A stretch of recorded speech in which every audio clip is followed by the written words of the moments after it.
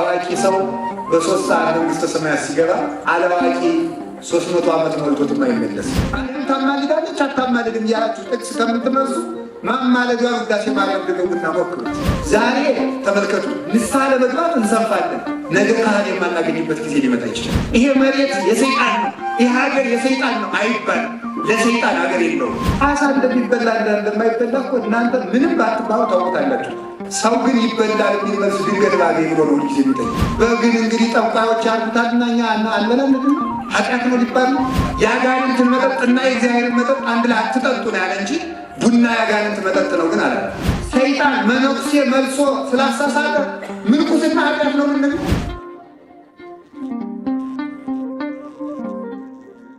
ሰው በ3 ሰዓት ውስጥ በነበረው ህይወት ውስጥ ሲኦል እንደወረደ ፈያታዊ ዘይማን መንግሥተ ሰማያት የገባው እኮ ገነት የገባው በ3 ሰዓት ንስሐ ነው። አዋቂ ሰው በ3 ሰዓት መንግሥተ ሰማያት ሲገባ አላዋቂ 300 ዓመት ሞልቶትም አይመለስም። ጊዜ ምንድነው ነው የሚባል በዘመኑ አጠራር ታይም ኢዝ ጎልድ የሚባለው ድሮ ነበር። ምንድነው ትክክለኛ ፍቹ? ታይም ኢዝ ላይፍ ነው። ሰው በጊዜ ይጠፋል፣ ሰው በጊዜ ይድናል። ያለችንን ጊዜ አንድ ነገር ልነግራችሁ ፈልጋለሁ። ዛሬ ቃለ እግዚአብሔር ለመስማት እንሽመደመዳለን። ነገ ግን መስማት የማንችልበት እድልም ሊመጣ ይችላል። ዛሬ ተመልከቱ፣ ንስሐ ለመግባት እንሰንፋለን። ነገ ካህን የማናገኝበት ጊዜ ሊመጣ ይችላል። ቤተ እግዚአብሔር መሄድ የሚከለከልበት ጊዜ ሊመጣ ይችላል። እግዚአብሔር በተናገረበት ጊዜ ቸድ ማለት እንዴት ያለ ዋጋ ያስከፍላል መሰላችሁ? ሰው በ10 ደቂቃ ባልሞላ ጊዜ ውስጥ በለስን ቆንጥሶ ሲኦል ወርዷል። እግዚአብሔር በ3 ሰዓት ከ6 ሰዓት ከ9 ሰዓት ውሎ ዕዳ ደምስሷል። 33 ዓመት የ5000 ዓመት ዕድሜ በደልን ደምስሷል። ጌታ በ33 ዓመት ዕድሜ ሁላችን በዚህ ምንም አልሰራንበት። በጊዜያችን ሰርተን እንድናልፍ አምላከ ቅዱሳን ይርዳን። ይህን ካልኳችሁ፣ ስለዚህ መስተማሪያ ያገኛል ያልኳችሁ እግዚአብሔር ባሰማራችሁ ቦታ ላይ አመኑ። ባሰማራችሁ ቦታ ላይ ጸደቁ። የቤት ሰራተኛ ሁኑ፣ በዚያ ጸደቁበት። ማንኛውም ነገር ለምን የመናኸሪያ ሰራተኛ ሁኑ፣ ቋጠሮ ተሸካሚ ሁኑ። እዚያ ላይ ትሕትና ከሰራችሁ ያም ያድናል። አንባቢ የሆነም ሰው ይድናል። የትም ቦታ ላይ ለምን እንደ ቅዱስ ዮሐንስ ወልደ ነጎድጓድ እኮ ስብከት ሲጀምሩ መጀመሪያ እንደ ዛሬው መብራት ኑሮ ሙቅና ቀዝቃዛ መታጠቢያ የሚባል ሳይኖር ቀድሞ ባሪያዎች ተገዝተው እነዚያ ውሃ እያሞቁ እያጠራቀሙ ነበሩ። መኳንንቱ ወይዛዝርቱ የሚታጠቡት ማለት ነው። ቅዱስ ዮሐንስ መጀመሪያ ኤፌሶን ሄዶ ስብከት ሊጀምር እንደገባ ያደረገው ምንድን ነው? መጀመሪያ ስብከት ስለማይሰሙ የሴት ለእመቤቲቱ እሳት አንዳጅ፣ የመታጠቢያ ቤት እሳት አንዳጅ ሆኖ ነበር የገባው ማለት። ከዚያ በኋላ ነው ልጇ ሙቶ ልጇን ከሞት አስነስቶ ስብከት የተጀመረው ማለት። ሰው ባርነት ውስጥ ይጸድቃል። ሰው ማረሚያ ቤት ውስጥ መጽደቅ ይችላል። ካልወቀበት ሰው የትም ቦታ ሆስፒታል መጽደቅ የማይጸድቅበት ሰው ቦታ የለም። እውነቴን ልንገራችሁ፣ የትም ቦታ አንዳንድ ጊዜ የሚመስለን ቅዱስ መሆን የሚቻለው ቤተክርስቲያን ውስጥ ይመስልና ሰው የትም ይጸድቃል። ሁሉም ምድር የእግዚአብሔር ነው። ለሰይጣን አገር በመምረጥ ቦታ በማማረጥ መዳን አንችልም። የሀገር የሰይጣን ነው። እውነቴን ነው። አንዳንድ ጊዜ ለሰይጣን አሁን በዚህ ዘመንማ አንዳንድ ጊዜ ይገርመኛል። ኮምፒውተር 66 ነው፣ ስልክ 66 ነው። እንትና የምትባለው ሀገር 66 አመልካለ። ዝም ብሎ 66 ጨርሳችሁ ለሰይጣን ገንዘቡን ሁሉ አትስጡት እንጂ። ለሰይጣን ገንዘብ የለውም፣ ለራሱም የለውም፣ አንዳች ነገር የለውም። ፍጥረት የእግዚአብሔር ነው። አትስጡት። ይሄ መሬት የሰይጣን ነው፣ ይህ ሀገር የሰይጣን ነው አይባልም። ለሰይጣን ሀገር የለውም። 7ቱንም አይጉር ክርስቶስ ደም አፍስሶ ቀድሶታል። ለሰይጣን አሳልፈን መስጠት የለብንም። እንኳንስ ያ ልንገራችሁ፣ ጣዖት አምላኪዎች የሚያመልኩበት አዳራሽ ራሱ የሰይጣን አይደለም። እዚያ ሄዳችሁ ስገዱ አላለ አይባል ክርስቶስ። ሰው እኮ 1000 በጎ ነገር ተነግሮት አንድ ጠመም ያለ ተነገር ያነዞር የሚሄድ አሁን ደግሞ እኮ ይገርማል። በጣም ብዙ ምስጢር ተምረን ሰው ግን መጨረሻ ላይ ዞ የሚሄድ ሰባኪው አንዲት ተረት ካመጣ ተረቱ ዞ የሚሄድ የቅድሚቱ ተረት እኮ ኧረ በስመ አብ አርጎ ያመጣት ይደረስ። ለዚህ ነው መጽሐፍ ምን ይላል? ይሄ የባልቴቶችን ተረት ተወው አለ ቅዱስ ጳውሎስ ለጢሞቴዎስ ሲልክለት።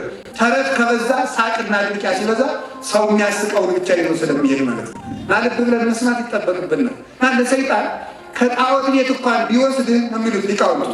ከጣዖት ቤት አስገድደው እየጎተቱ ቢወስዱ አንተ ለጣዖቱ ዕጣን አቅርብ ቢሉ ወይም አንገት ግን ጎትተው ቢያሰግዱ ያ መሬት የእግዚአብሔር ነውና እነሱ ለጣዖቱ አሰገድ ነው ሲሉ፣ አንተ ግን ጌታዬ ሆይ ስግደቴን ተቀበል በልብ ስግደቱን ለእግዚአብሔር አድርገው። ዕጣኑን ለእግዚአብሔር ካደረግከው እግዚአብሔር በዚያም ይቀበላል። በማይመች ቦታ ተቸግረ ቆሻሻ ቦታ ብትወረወርባት ያንን መቅደስ አድርጎ እግዚአብሔር ያንተን መስዋዕት ይቀበላል ሳይቻል ሲቀር ማለት ነው። እና ሁሉም ነገር ለሰይጣን እያሳለፈ ይሄ ሰይጣን ነው፣ መኪናውንም ሰይጣን ነው፣ መብራቱንም ሰይጣን ነው እያለ ሁሉን ለዲያብሎስ አሳልፎ መስጠት አይቻልም። ሰይጣን ምንም ገንዘብ የለው። ቡናም የሰይጣን ነው ተባለ፣ እንትንም የሰይጣን ነው። እንግዲህ አይድረስ ቡና ከተነካ ችግር መጣ ነው። መቼስ ተጠይቆ የማያልፍ ሰው ጥያቄ ተጠይቆ የማያበቁ ጥያቄዎች አሳ ይበላሉ እና ቡና ይጠጣሉ ሁልጊዜ ማለት ነው። እኔ ግሸን እንጂ አንድ ጊዜ አሳ ይበላል አይበላል፣ አሳ ይበላል አይበላል መጽሐፉ 10 ነው ስጧቸው ይላል። አይ መከራ አሳ እንደሚበላ እንደማይበላ እኮ እናንተ ምንም ባትባሉ ታውቁታላችሁ። ሰው ግን ይበላል የሚል መልስ ድንገት ባገኝ ብሎ ነው ሁልጊዜ የሚጠይቅ። እውነቴን ነው የምነግራችሁ። ለሆዱ ስለሆነ ሰው የሚኖረው የሚመልስ ሁልጊዜ ለፍላጎቱ የምትመች መልስ ባገኝ ብሎ ይፈልጋል። የለም እስከ ዘላለሙ 100 ሺህ መዛት ብታጠብ አይበላም።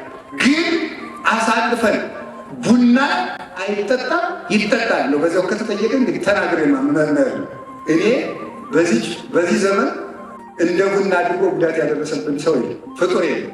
ለምን መሰላችሁ? ቡና ሳይሆን ስለ ቡና የሚሰብኩ ሰዎች ናቸው የጎዱ። ለምን መሰላችሁ? 5 ውሾች መንግስተ ሰማያት አይገቡም ይላል መጽሐፍ። ምኖች ናቸው? ነፍሰ ገዳዮች፣ ስራ የሚያደርጉት ሐሰተኞች፣ ዘማውያን፣ ጣዖት አምላኪዎች። እነዚህ መንግስተ ሰማያት አይገቡም።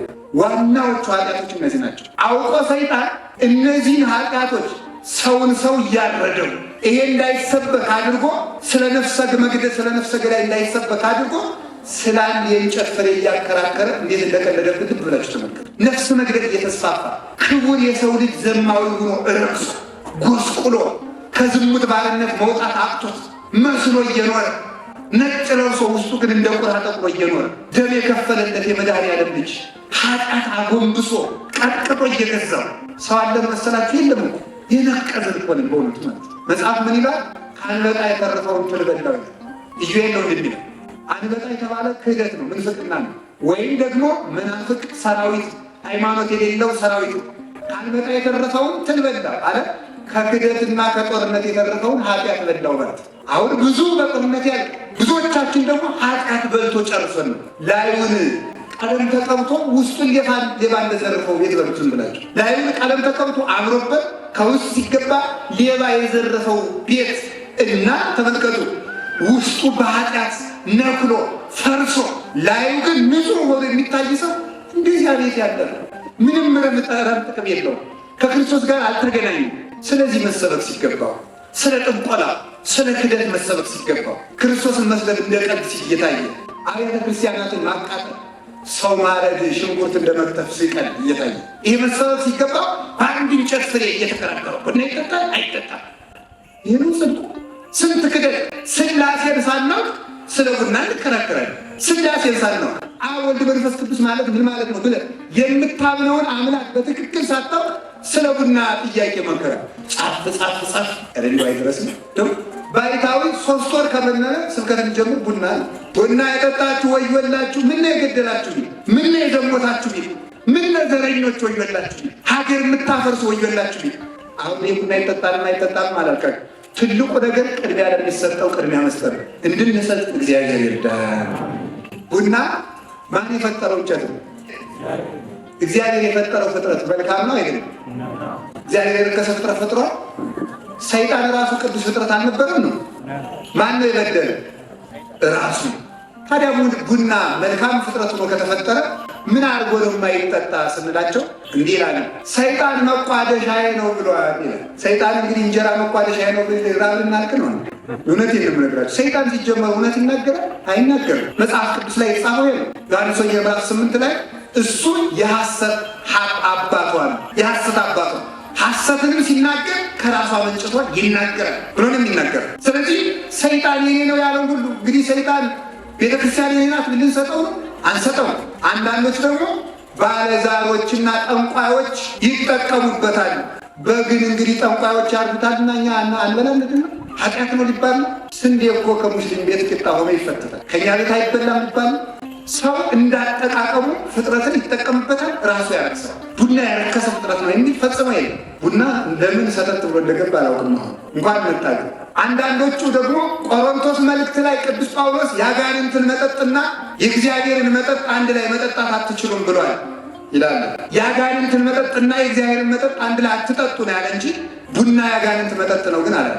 የአጋንንት መጠጥ የተባለው ከጣዖት ቤት የሚሰራ ማንኛውም ነገር ከጣዖት ቤት ከተሰራ የባለዛሮች ስም ከጠሩበት፣ ጠንቋዮች ከደገሙበት፣ የአጋንንት ስም ከተጠራበት ቡና ብቻ ሳይሆን እንጀራ ማይበል ጠላ ማይጠጣ ማንኛውም ነገር ከአጋንንት ቤት ከሆነ የረከሰ ነው። በዚያው ላይ ደግሞ እንዲህ የሚል ጥያቄ ደግሞ ነስ ቡና ጌታ የተሰቀለለት ለምልሞ ነው። ሁሉም እጽዋት ሲያደርጉ ቡና ለክርስቶስ ምን በድሎት? ክርስቶስ ቡናን ምን በድሎት ነው እርሳይ ለምልሞ ይዋል? ይሄ ነው አይደል? ከፍጥረት ወገን ክርስቶስ ከፍጥረት ወገን ከሰውና ከሰይጣን በስተቀር ግዛሉ ያፋለሰ ለክርስቶስ መገዛቱን ያቆመ ማንም ሰው ማንም ፍጥረት የለም። እንጨትም በሉት ድንጋይም በሉት ሁሉም ለክርስቶስ ተገዝቷል። እንደዚህ የሚል መጽሐፍን ፈጽሞ የለም። ቤተክርስቲያን 4 የትምህርት ቤቶች አሏት። ብሉይ፣ ሐዲስ፣ ሊቃውንት፣ መነኮሳት። የመጻሕፍት ትምህርት ቤቶች የሚያልቁት በዚህ ነው። እነዚህን ሰው ሲማር በቤተክርስቲያን 4ቱን ጉባኤያት ጨርሶ ተመረቀ ይባላል።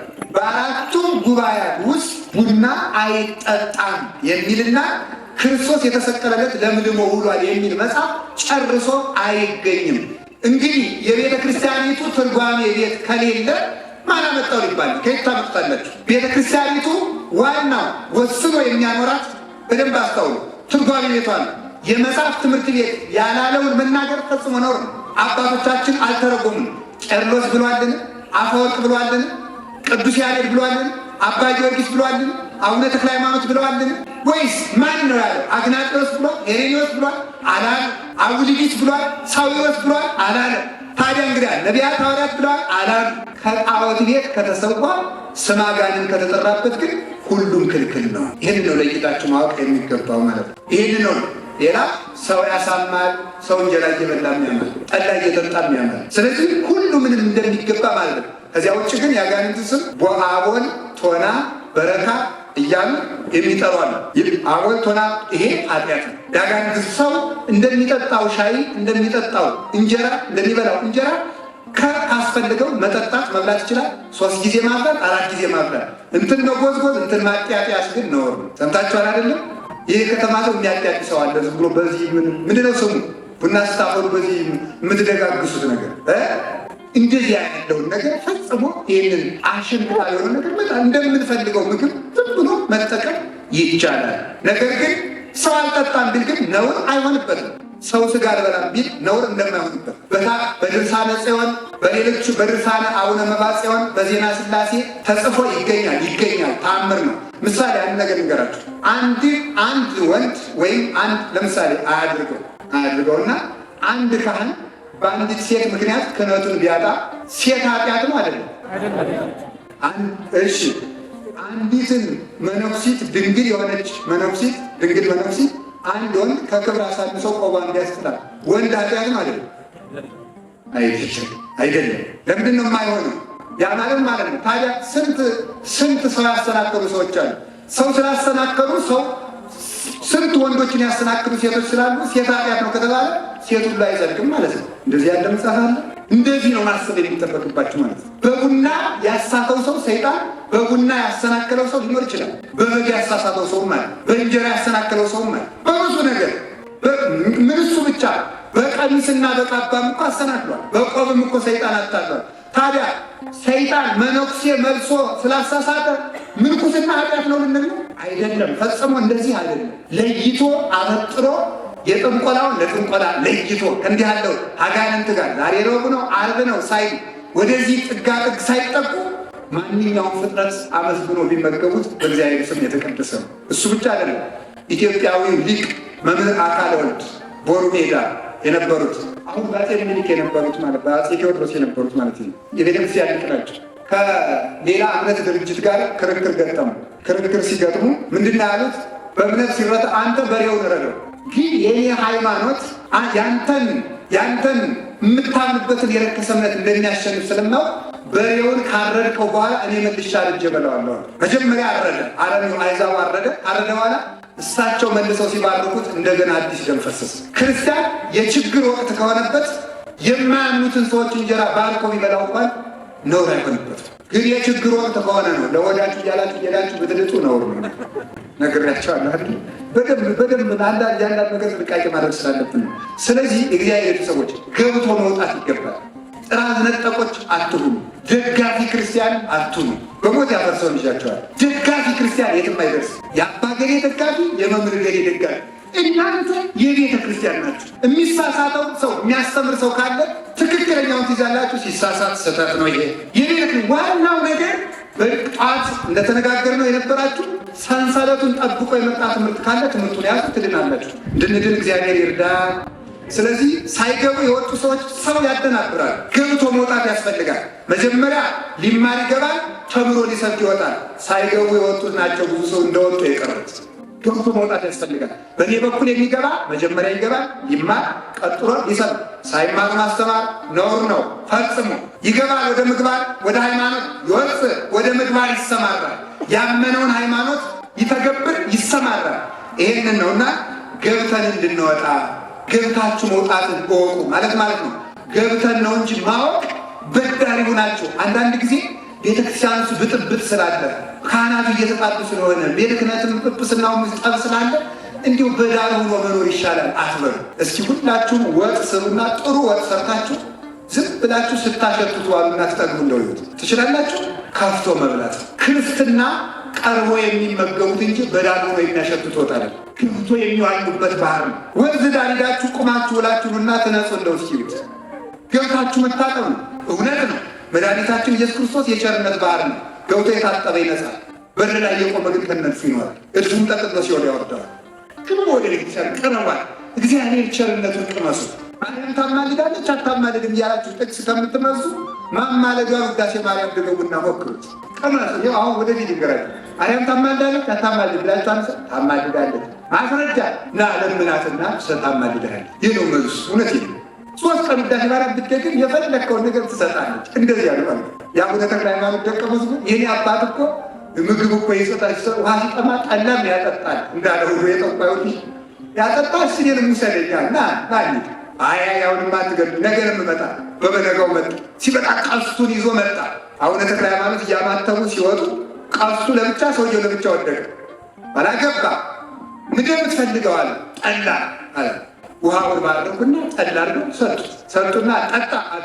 አይ አልጠጣም፣ መርዝ ትሰጡኛላችሁ። ልጄ ቅመስለት አሉ። ዓርብ ነበር። አባቴ በጾም አላቸው። ልጄ ከጾምማ ፍቅር አይበልጥም፣ ጠጣ። ይሄ ሰው የሚመለስ ከሆነ ፍቅር ይበልጣል ብለው አስጠጡ። ከጾም ፍቅር ይበልጣል ብላችሁ ብሉም አላልኩም። እውነቴን ነው። ይሄንን እየጠነቀቁ ካለቱ ችግር ነው። ይሄ በመጽሐፍ ቅዱስ ውስጥ ጭልፊት አይበላም። ታውቃላችሁ? ጭልፊት አይበላም። ጭልፊት የሚባለው ይሄ ዝም ብሎ ጫፍ ዞ የሚሮጥ ክርስቲያን ወሬኛ ማለት ነው። ይህ አይጸድቅም ነው። ዝም ብሎ ጫፋል ዛሬ እኮ እንዲህ ተባለ እስከ ስሩ ሳይሰማ በደንብ ያዙ። ስለዚህ ተመልከቱ። ጾም ፍቅር አይበል ጠላውን ግጥም አድርጎ ጠጣና አቡነ ተክለ ሃይማኖት ነገም ዙረናል እያልኩ አጠጣለዋል። ስለዚህ ደቀ መዝሙሩ እንዳለው የአባ ተክለ ሃይማኖት ደቀ መዝሙር እንደተናገረው አባቴ ያጠጣሉ ማስረጃ አያጠጡ አናያጠጧል። ቅዱሳን ክርስትና የሚቀመስ እንጂ የሚታወቅ አይደለም፣ በኑሮ የሚገለጥ ነው። ክርስቶስ እኛን መውደዱን ኑሮ አሳየን እንጂ ነግሮን ይሄድ አይደለም። ኑሮን ያሳየን፣ ኑሮን የምናሳየው ነው። ቀምሳችሁን የምታውቁት ማር ይጣፍጣል። ምን ማር ይጣፍጣል? ማስረጃ መቅመስ። ኦርቶዶክስ ይጣፍጣል? አዎ ማስረጃ መቅመስ። መኖር አይ እንዴት አድርጎ ይጣፍጣል ማምላክ ሳንዴማ ሳናውቀው የጣፈጠን ብናውቀው እንዴት አድርጎ ይጣፍጠን ነበር። ምንም እኮ እንዲሁ እኔ የእግዚአብሔር ቤተሰቦች እውነቴን ነው ሲኦል መግባታችን ብቻ አያሳዝነኝም። ግን አይዟቸው አንገባ፣ እግዚአብሔር ያውቃል። ማርያምን ያህል እናት እያለን አንገባ። ምን ማለት ይመስላችሁ? ሲኦል ከመግባት በላይ ደግሞ አንዱ ችግር በምድር ላይ ክርስትና ሳይቀምሱ መኖር፣ ሳናውቀው መኖር። ቅዱሳን እኮ ምድሩን መንግስተ ሰማያት አድርገው ነው ያን ሳይቀምሱ መኖር እንዴት ያለ መከራ መሰላችሁ? ቅዱስ ጳውሎስ እኮ የእኛ ሀገራችን በሰማይ ነው ሲል በዚያ ላይ ነው አይደለም። እኔ አሁን ያለሁት እግሬ ከእናንተ ጋር ቁሞ ለእኔ ግን የሰማይ ኑሮ ነው በምድር የምኖረው ማለት ነው። በምድር እያሉ የሰማይ ኑሮ ይኖራሉ። ስለዚህ ገብታችሁ ውጡ። ስለዚህ ጣዕም እንዳንቀምስ የሚከለክለን አንዱና ዋነኛው ችግር ምንድን ነው? ቁጣ። አሁን ቅዱስ ቂርቆስ መራራ ቅጠል በጥብጠው በጉሮሮ ሲግጡት ምን ይል ነበረ? ቃልህ ለጉሮሮ የጣፋጭ ነው ብሎ ይነገር ነበረ። እንዲህ የሚሆንበት ምክንያት ምንድን ነው? ክርስትናውን ቀምሶ ስላየው፣ ስለቀመሰው መራራው ሐዘኑ ተመልከቱ። ደራሲው እንዳለ ድንግል ማርያም በአንቺ የፍቅርሽ ወይን የሰከረ ሰው ይላል። በአንቺ የፍቅርሽ ወይን የሰከረ ሰው በድንጋይ እየተደበደበ ሳር ያረፈበት ይመስለዋል፣ በሳት እየተቀቀለ ቀዝቃዛ ውሃ ይመስለዋል ይላል። ሰው በፍቅር እግዚአብሔር ሲሰክር እንደዚያ ነው። አጥንቶች ሁሉ ስምሽ ሲጠራ አጥንቶች ሁሉ እሰይ እሰይ ይላል። ከውስጥ እየፈነቀለው የፍቅርሽ ዛፍ በልቤ እንደ ዛፍ በቅሎ ስሩ እስከ ተረከዜ ወርዶ ቅርንጫፉ እስከ ጭንቅላቴ ወርዶ ቅጠሉ ደግሞ ባፌ ብቅ ብቅ አለ። ውሃ ወይ ከወተት ጋር ከቀላቀሉት በኋላ ይሄ ውሃው ነው ይሄ ወይኑ ነው ብሎ ለይቶ ማሳየት እንደማይቻል ይሄ ጊዮርጊስ ነው ይሄ ማርያም ነው ብሎ ማሳየት አይቻልም ብሎ ይነገራል። በእውነቱ እንዲህ ያለ ፍቅር የገባው ሰው መከራ እንዳይታወቀው ያደርጋል። ክርስቲያን ማለት መከራ እንዲርቅለት እየጸለየ የሚኖር ሰው ሳይሆን መከራን ሰላም አድርጎ የሚኖር ነው።